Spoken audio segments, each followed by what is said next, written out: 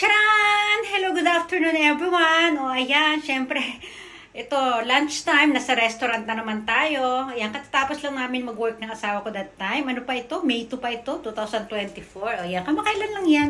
O ayan, nandiyan kami sa sabi ko na ba? Katsu Restaurant. O ayan, pakita mo na natin yung paligid habang, ayan na, dumating bigla yung order ko. Ayan, syempre, Katsu Restaurant, meron tayong katsu. Ayan po yung katsu, yun o. Tapos ito, meron siyang free soup. O, ayan. O, diba? O, sarap ng soup nila. O may kanin. O, tapos yung katsu may kasamang repolyo, pantanggal umay sa mamantikang ulam. O, diba? O, ayan. Iba't ibang klaseng sauce. O, diba? O, may chopstick, may cola. O, yan lang.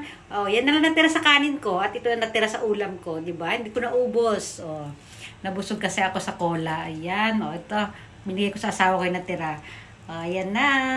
May last piece pa. Papaubos ko sa asawa ko yan. O, pati yung soup, bibigay ko sa kanya. O, ayan na. Naubos din sa wakas. Ang sarap. Busog na busog kami mag-asawa. Okay. Bye, everyone.